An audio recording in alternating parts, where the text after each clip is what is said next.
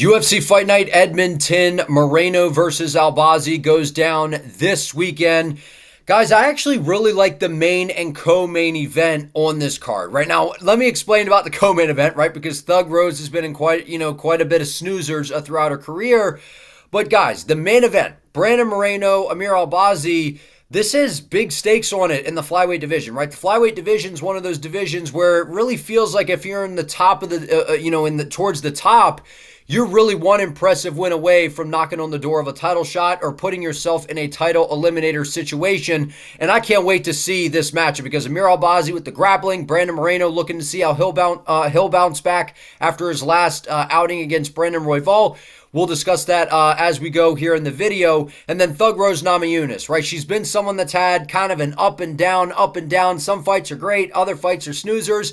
In a big bout here against Blanchfield to put herself in position for what could be a title shot next. So that feels like a title eliminator as well. I will put the time codes down below. Let's get into this, man, starting with our very first fight of the evening between Jamie Lynn Horth and Ivana Petrovic. I'm going to go Jamie Lynn Horth in this matchup. Look, I think that this fight is actually, in terms of matchmaking, this is a pretty evenly paired matchup here. I think that Horth, what this is going to come down to for me, I think she's going to control the range really well. I think that wherever the fight goes, she's going to have control, and that's what this comes down to for me. I think that both of them are very, very close when it comes skill for skill. I just can't trust Ivana in this matchup. I think that with Horth, this being in Canada, there's always a little bit of extra motivation, right? When you're you're fighting in front of family and friends, that hometown feel. And I just think the skill set, the way that she is able to manage range is a little bit better than Ivana. I'm going Horth in this matchup. Moving on, we have Chad Anheliger and Cody Gibson. This is another interesting matchup to me, right? Because Chad Anheliger, fun fighter to watch in Canada.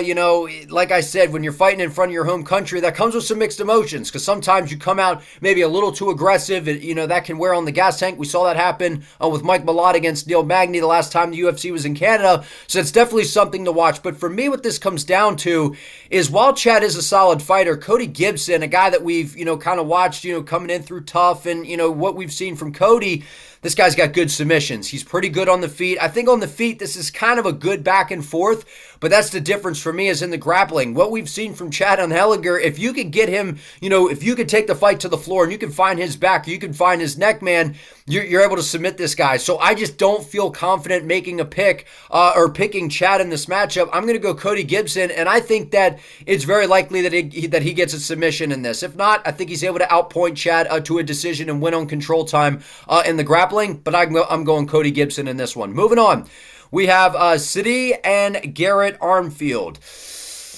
I've kind of went back and forth on this one, right? Because Sidey, solid fighter, but again, Garrett Armfield, right? Well, what we've seen from Garrett Armfield in the UFC, this is a guy that's got pretty good striking, and for me, I think the leg kicks are going to be a little bit of a problem in this matchup. I think Sidey, he's got some of the answers, but when you get a guy like Garrett Armfield who's shown that with the kicks, it's just given guys, problems in the past, and watching, what I've seen from Sidey, I don't know if he's going to have the answers, to the kicks from Garrett Armfield, and we've seen whenever you can come in, with a kick-heavy approach, if you don't have the answers for the leg kicks, man, you're just going to get your legs battered. We know Armfield can attack the body. I like Garrett Armfield in this matchup. He's able to get a finish. I don't know. I'm going to go by decision here, but I think Armfield gets this one done. Moving on, we have Alexander Romanov and Rodrigo Nascimento.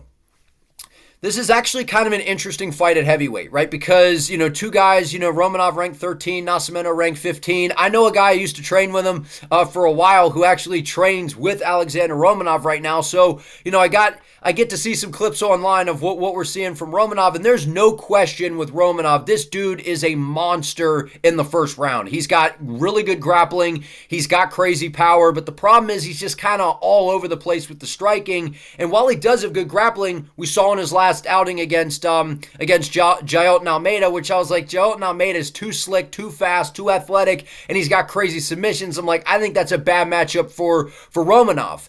we're coming into a matchup here where, yeah, he's not going in against some like stellar grappler like Almeida, but Nascimento, man, he's pretty good on the feet. He's got good striking. It's clean. He's got pretty decent speed and timing. And I think that's going to be a problem for Romanov, because unless Romanov is able to just grab a hold of, blob his way forward and grab a hold of Rodrigo and, dump him on his head and control him and get him out of there in the first round, I just have this weird nightmarish vision of Romanov getting tired, not being able to get the finish in the first round, to coming out to a Nascimento who's just picking him apart in the second. And if it went to the third round, I think that we could very much see Nascimento get a finish, a TKO stoppage in the second round, which is what I am leaning to in this matchup. This just comes down to me.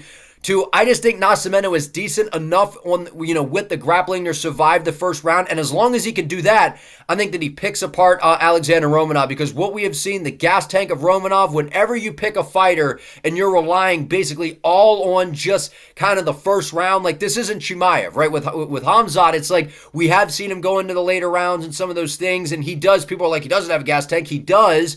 Whereas Romanov, he has zero gas tank after the first round. So if you're going to make a pick here and you are picking Romanov, it's got to be in the first round, in my opinion. But I think it goes past that, and I think Rodrigo Nascimento is able to pick him apart and get a second or third round TKO stoppage. Moving on, we have Jack Shore and Youssef Zalal. I actually really like this matchup here. To me, this kind of feels like, I don't want to say a classic striker versus grappler matchup, because Youssef Zalal, I'm remembering back when this guy took on Ilia Topuria early in Ilia's career, and you got to see how good Youssef Zalal is. He really, out of all the matchups that we've seen from Topuria, I think that Zalal has really tested him quite a bit. He showed that, the gas tank. He showed that he has pretty decent takedown defense. He can survive in terms of the grappling. He has good striking on the feet, and I think that he has the striking advantage in this matchup. What does concern me is Jack Shore, right? And Jack Shore is a guy that his striking's right? I don't think that we look at Jack Shore and think he's an outstanding striker. It's the grappling, right? Jack Shore absolutely has, solid grappling, and that's what he's going to look to utilize in this matchup. But I don't think that that's enough to beat Youssef Zalal. I think that when you fight Zalal, you got to bring more to the table. And I think Youssef on the feet is going to be a lot crisper, a lot cleaner. I think he's going to land the better, cleaner shots on the feet. And I think that he is able to fend off quite a bit of the takedowns. And even if Jack does put him on the floor, I think Zalal can threaten with submissions and work his way back to his feet. I actually feel pretty confident in Youssef Zalal winning this matchup. I don't know if he's able to get a finish. I think we go to a decision here. But either way, I have Youssef Zalal getting this one done. Moving on. We have Charles Jourdain versus Victor Henry. This is another fun matchup in the bantamweight division here. Look, I think that in terms of this card, look, Charles Jourdain, he's a guy that I really like watching him fight. I think he's got good striking. Air Jourdain, he does some fun stuff, the flying knees, and he's got a good front kick up the middle. He's got good clean striking. He's kind of been a product of some of the competition that he's fought has been just solid competition, right? You're in there with Sean Woodson. That's a guy, he's a tricky matchup, and then he's going in there against John Silva. That's a monster. So it's like, how much do we want to look into some of those losses? The problem is when we have guys bouncing around weight classes, I just don't like that. I don't know if that's just me. Feel free to let me know how you guys, feel. But when it's like, okay, you were at, a certain weight class for so long and then you move up, that's one thing. But when you're kind of like, okay, featherweight down to bantamweight, and it's like you're kind of going down and up, down, and then you're like, okay, I'm just staying down. To me, it just doesn't seem like it works out very well for guys. And in this matchup here, while Charles does have good striking, Victor Henry's a very active striker. He's got good volume. He's got good output. He's got good all-around striking. He's got the full arsenal, man, in terms of the striking. And I think that he's going to put the volume on Charles in this matchup. And considering what we've seen in some of the outings from Charles, do we see the same guy, right? Maybe we do, maybe we don't. I think it would be great to see Charles get a win here, but I don't feel confident picking him in this matchup. I actually think that the underdog here, Victor Henry, with the more active striking, the pace, the volume, I think that he's able to get this one done by being the busier guy. I think we go to decision here. I got Henry. Moving on.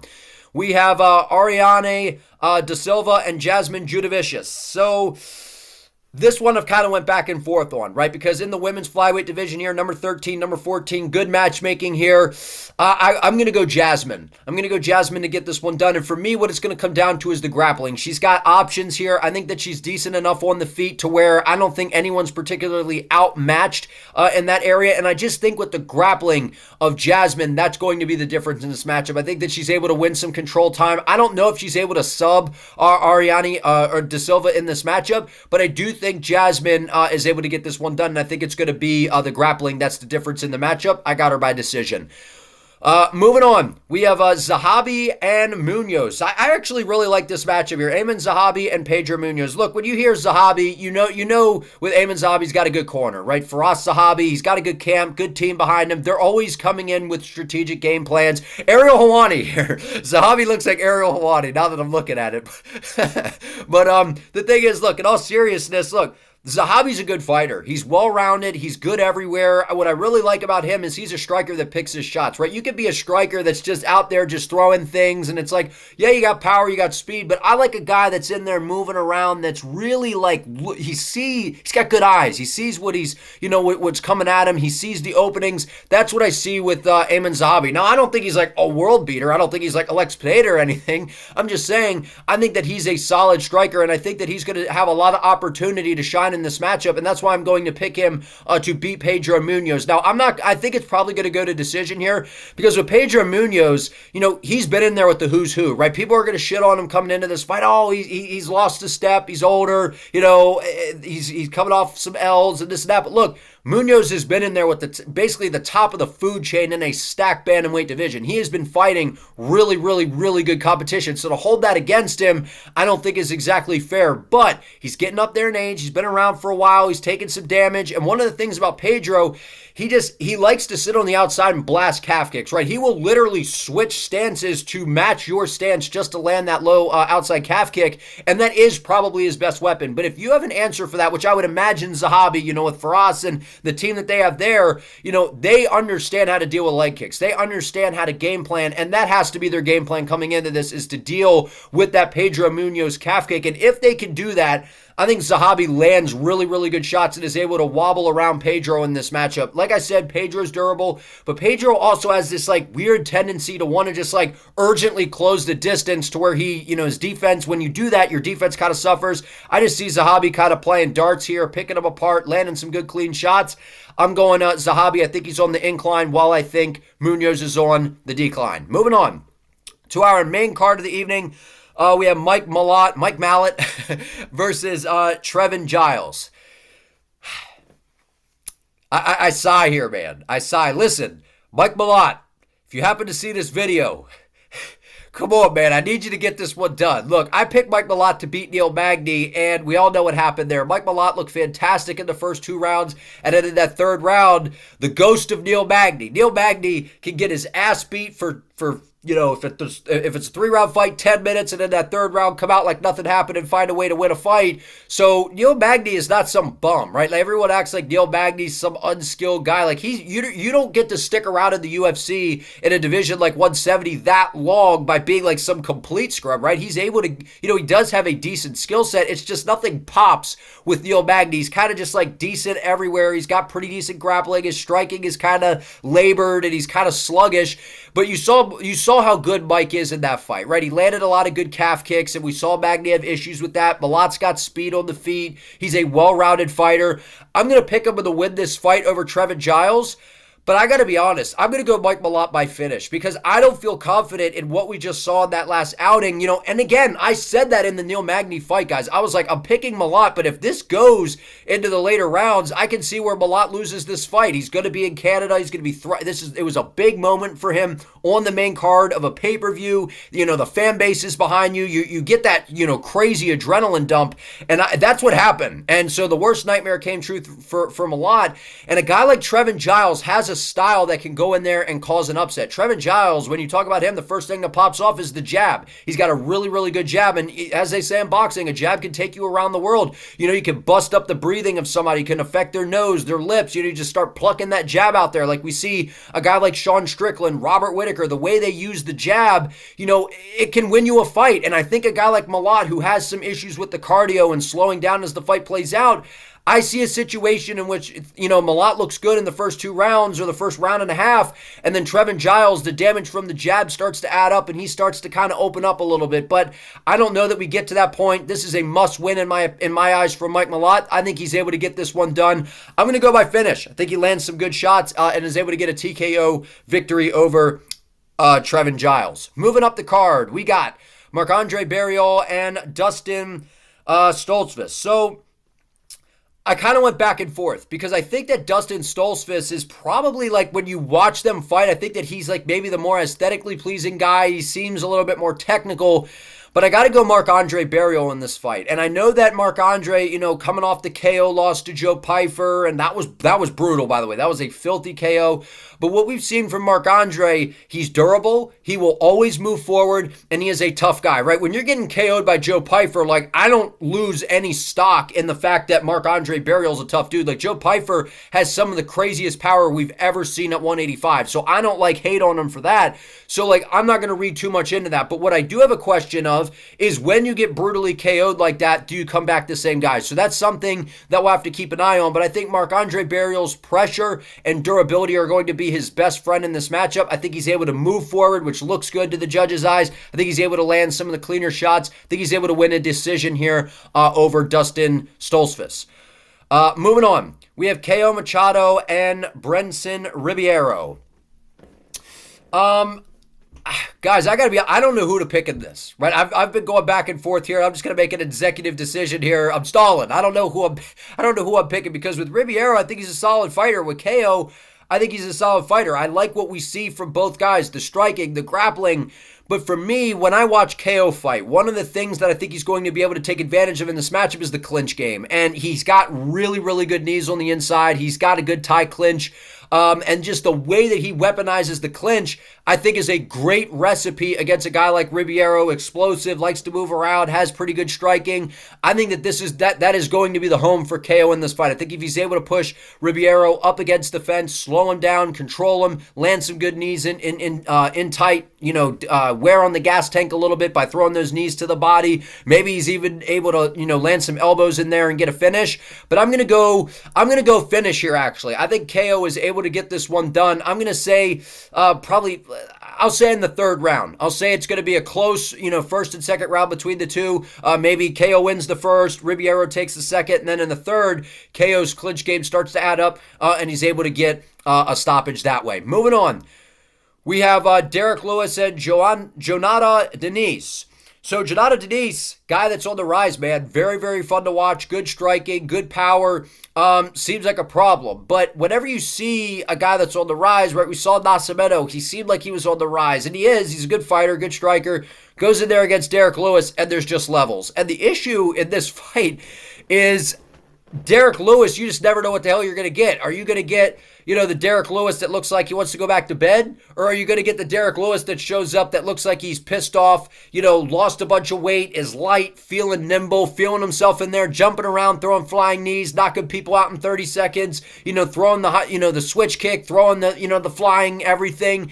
That Derrick Lewis, if he shows up, Derrick Lewis wins this fight. And I'm going to pick Derrick Lewis by I don't know what the fuck. That's what I'm going to call it because I don't know what to expect with Derrick Lewis, but all it takes is one shot from him. Now, the one thing that does concern me is Diniz is a pretty good striker. He's a good kickboxer, good striker on the feet, picks his shots really well. It's going to take a very locked-in Derrick Lewis to win this fight. So I'm going to hopefully, I guess I'm banking on a focused Derrick Lewis into this fight. I want to see him get a win. I want to see him get a KO, do the celebration, moon the crowd in Canada. I want to see that, man. So I'm going to go Derrick Lewis here. He's just got crazy power. He can shut anyone's lights off. I got Derrick by KO. But again, Diniz is dangerous. And if he comes in and picks his shots and Derrick doesn't have any answers, Diniz will win the fight. But I got Derrick. Moving on to the co-main event, we have Aaron Blanchfield and Thug Rose Namajunas. I haven't been as sold as maybe some other people have. Okay, so I've kind of went back and forth here because with Thug Rose, it's like, I think she's one of the best women's fighters ever in terms of like technicalities, the striking, the well-roundedness, the speed, the feints, the footwork. Like she's like almost like an Izzy, right? At for women's MMA in terms of like the feinting, the reactions, the footwork is absolutely spectacular. The problem with Rose is she puts up a bunch of stinkers. Like Big John was just saying when Anheliger fights, that's the bathroom break. No, when Rose fights, that's probably the bathroom break because a lot of the time her fights are boring, right? And you remember what happens whenever she faces someone that has a grapple heavy style, someone that does have good grappling, it makes Rose freeze. It makes her not fight like herself. But I think in this matchup, Erin Blanchfield is going to struggle to get the takedowns. And I think if you're picking Erin in this fight, you're banking on her to secure takedowns and control Rose, in terms of the grappling. So if Erin's going to win this fight, I see her winning, winning the minutes in terms of control time and winning a decision. But I'm going to go Thug Rose here. Maybe I'm delusional. Maybe I'm holding on to what was. But I really think that there's something to be said about someone like Erin who's kind of plotty on the feet. She's not exactly the quickest. She's kind of lethargic. Her striking is right? She doesn't have particularly great striking to make Rose respect her. And I don't think she does have good grappling, right? She does have good grappling. But I think a girl like Carla Esparza, the way she's kind of, she's lower center of gravity. She's got, a little bit more speed than Erin, it seems to me. And I just think that the footwork, the angles, and landing some of those shots. We saw Rose against Tracy Cortez, biting down and willing to, to throw some heavier shots. So if she could dig her feet in, if Thug Rose can keep this on the feet and fend off the takedowns, get back to her feet, get to space, and utilize her striking, I think Thug Rose wins this fight. I'm going to go Thug Rose by finish. Maybe that's crazy. Maybe I'm delusional, holding on to the past here, but I think Thug Rose needs a finish. I think that there's a big opportunity for a title shot after this if she can get a win. This feels like a title eliminator, right? They both were not able to get it done against Manon Fior. Fior is a very, very talented fighter. That, Erin has been really, really good outside of that. But again, I think Thug Rose coming up, in terms of this, she's got the skill advantage. She's got the speed advantage. I think that she is just a little bit more technical overall. But again, I could see Blanchfield trying to, just kind of move forward and, being kind of the more grapple heavy opponent here, trying to win that way. But like I said, I think Thug Rose's footwork and speed are going to be a little bit too much. I'm going Thug Rose by, I'm going to say I'm going to say decision. I'm not going to be that crazy. I'm going to say by decision, Thug Rose. Moving on to the main event of the evening. I'm actually really excited for this. We have Brandon Moreno versus Amir Albazi. Now, Amir Albazi's gotten a lot of heat, right? Because of the Kai Kara-France fight. A lot of people thought Kai Kara-France won the fight, and it was very close, good back and forth. Brandon Moreno coming off of, I'm going to be honest, man. A absolutely awful performance against Brandon Royval. He looked like he didn't want to be in there. I don't know what the deal was. He was headlining, a fight night in Mexico. Like, I was expecting to see like one of the best versions of Brandon that we have ever seen, and he just didn't look like himself. Now, credit to Brandon Royval because we saw what he was able to do to Tatsuro Taira, and Brandon Royval is no dude to mess around with. He's got good striking, good speed. I like watching Royval fight. But we just could see Brandon was way too accepting of just scooting around on the outside and not looking to be busy, not looking to be active. And that's a problem for me. That is a very, very, very, very big problem for me. And that's the image that I have in my head right now. And I know they say, you're only as good as your last fight. And I understand that. But sometimes I don't want to forget about what people have done. But then I'm like, well, wait a minute. Brandon Moreno's basically done everything at flyweight, right? He's had the crazy wars with Davidson Figueiredo. He's had, the title defenses, the crazy war with Pantoja where he lost, and then he loses to Royval, and it just seems like this is going to be a fight where Brandon is going to have to come into this and be able to defend a lot of takedowns because Amir Albazi, he's got power on the feet, he's got decent striking, but it's the grappling where he shines. He's got really good submissions, really, really good control, really good pressure on the ground, and I think that Amir Albazi, he's a guy that's hungry, motivated, he wants the belt, he wants that title opportunity. And I think Amir is able to win this fight. And I actually think that he is able to get a submission here over Brandon Moreno. The Moreno that we saw last time out, if that guy shows up, he's getting absolutely obliterated by Amir Albazi. He's getting taken down and mauled and subbed very quickly. But I think we will see a little bit better of a Brandon this time around. I think that he has the striking advantage. I will give Brandon Moreno that in this matchup. I think that while Moreno is very, squirmy on the ground, he's got good submissions. He's got good grappling of his own. It's the striking for him that I think would be his best friend in this matchup. He's got good boxing, good speed. He cuts good angles. I like watching Brandon Moreno fight when he decides to fight. The last fight against Royval, he was just like, it wasn't even him. It looked like there was someone else in there just kind of floating around and doing anything, but fight is kind of what it seemed. He just seemed really off. So I don't know what was going on there. I don't know why that happened. But even if we see a dialed-in Brandon Moreno, you've seen the style that can give Brandon some issues is when you keep him guessing. When you stand and strike with him, you get him comfortable there, you level change, you make him work back to his feet, you wear on him a little bit, land some of those power shots in close. I think Amir Albazi has the skill set. I think Amir is a very well-rounded fighter. His striking is decent, right? I think it's pretty good. He's got, good power in his hands. I think that really where he is going to shine is the grappling. I think that in this division that actually has some pretty good grapplers in it, I think Amir Albazi is one of the best, if not the best, outside. I know we have Pantoja. He's got good grappling of his own, so it's hard to say that Pantoja is probably not the best, but I could definitely see how you could make an argument saying that Albazi is probably the best grappler in this division. So very simple. If Moreno can keep it on the feet, keep Albazi at range and box him up and pick him apart, Moreno can get it done. I don't think he can keep Amir off of him. I think Amir is hungry, dedicated, ready to go. I think Albazi is able to take Brandon Moreno down, control him. It's going to take a couple takedowns, I think, but eventually he's going to secure one and lock in a submission because he's got really, really, really good submissions. But if you guys enjoyed this, give it a like. Subscribe to the channel, turn on the notification bell so you do not miss an upload. I appreciate you all. See you next time.